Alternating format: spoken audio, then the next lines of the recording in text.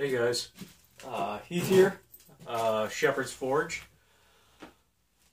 Just wanted to touch base a little bit tonight. It's Saturday, well, Saturday evening, I guess I should say.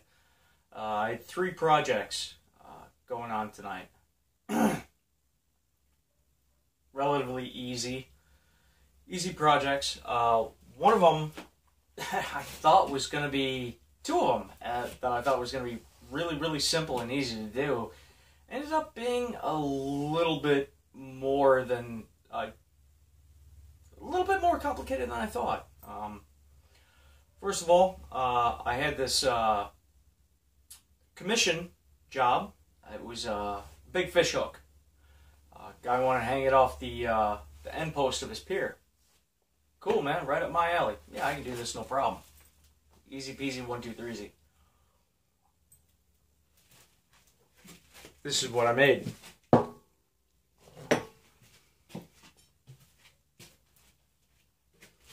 As you can see, got the little barb on there. I've got the hypodermic style fish hook. I got the loop at the end, and then on the very back, I don't know if you can see this, that's my original touch mark. I purchased this. It's an American flag. And on all of my projects, since I started blacksmithing, I always put 3 American flags on everything I do. They might be in different configurations, might be in a little triangle, or drawn out throughout the piece, or they're either hidden behind the handle, but they're always there. You will always find 3 American flags on everything I do. One of the reasons I do that is not just because I'm a proud American, but because my father fought in the Vietnam War. Okay? I was not a popular war.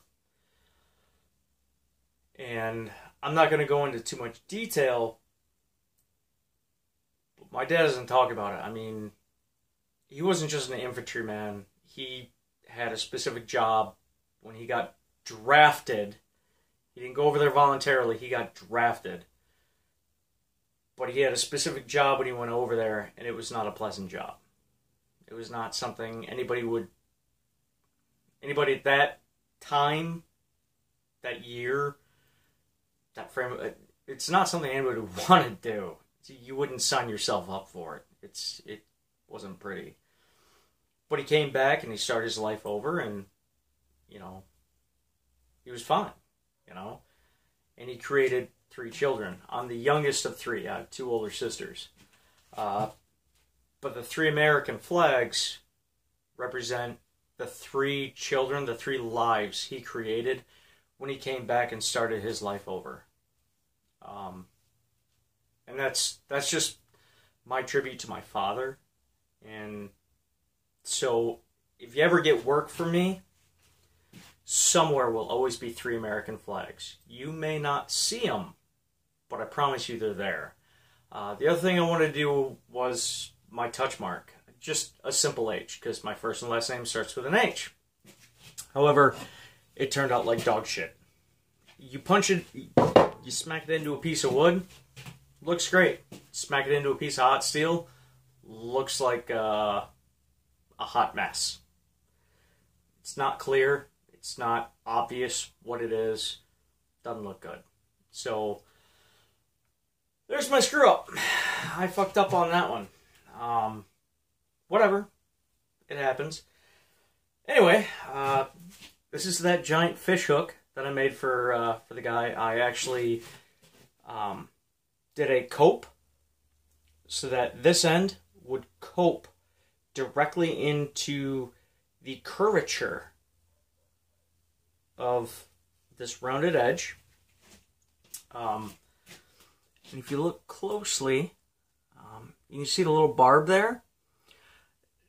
I had originally kind of thought I'd screwed up on that. Like, I'd put it in the wrong place. It was too close to the tip, whatever. Through some ingenuity on my own part, I figured out how to make it work and still make it look good.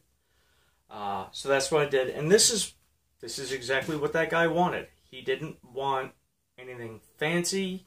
He didn't want a special twist. He wanted a rustic looking, simple fish hook. And I kind of think that's exactly what I gave him. So it was relatively simple to do. It took a little over an hour, so yeah, I'm not going to charge him much for it. Really, I'm not.